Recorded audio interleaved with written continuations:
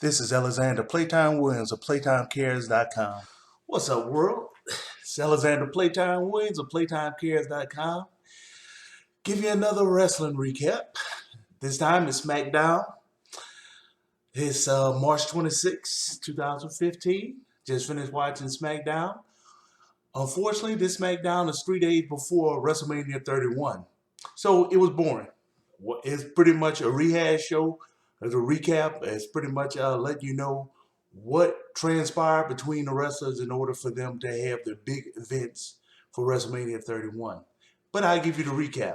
And this time, I won't even give you my predictions on a match. I'll make a separate video for it so everybody can have this video short. Then I'll make a separate video for my what matches are going on in WrestleMania 31 and my predictions. So the match was it was in Los Angeles again. They didn't move from Monday Night Raw. It was in the Staples Center again. You had Michael Cole, Jerry the King Lawler, and eventually Renee and Byron. They ended up being the commentators. And it started off with a fatal four-way match to hype the tag team title match for WrestleMania 31. So you have Fernando from Los Matadores, Jimmy Uso from obviously the Usos. You had Biggie Langston from the New Day, and you had Cesaro from Tyson Kidd Cesaro, who's the tag team champs. Pretty much a medium-paced match. They didn't go too hard at all. They just they just kind of went through the paces. They had two big moves. The first one was when they had a four-man suplex with Biggie Langston being the person on the bottom suplexing the other three men. That was a pretty good move. And then people just like to see people jump off the top rope. So of course Jimmy did that to end the match. So that match wasn't half bad. I say about a 7 out of 10. Then they start doing the time fillers, which is Renee and Byron doing the WrestleMania Access stuff. So that's pretty much where it just became about an hour and 40 minutes of recaps. So first they start talking about Brock Lesnar signing with the WWE. So he revealed that he signed with the WWE on ESPN. So they first showed that. Then they showed Roman Reigns and the legacy of his family and his accomplishments, and then how his match tied in with Brock Lesnar and what it is, him not being believed to be able to do stuff, yada yada yada. They start talking about Brock Lesnar's accomplishments and everything that led up to WrestleMania 31.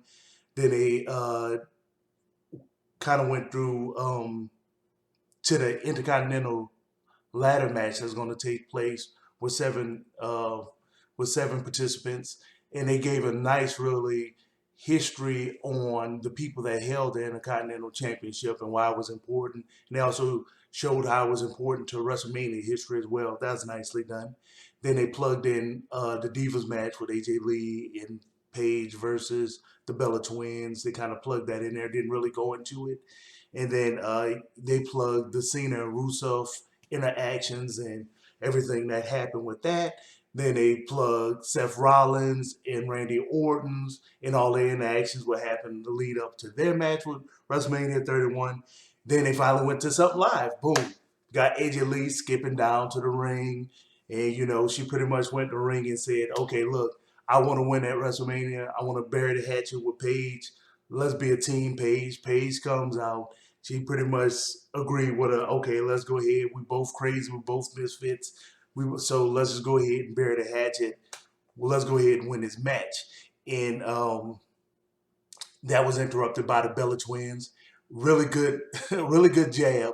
The Bella, Nikki Bella threw a jab at AJ Lee saying that, you don't even deserve to even be in the ring with me because I've been here the whole time holding up the Diva division and you put in less ring time than Brock Lesnar. Really big slap on both of them because, well, you'd have to watch it to know it, but Brock Lesnar just really don't wrestle too often.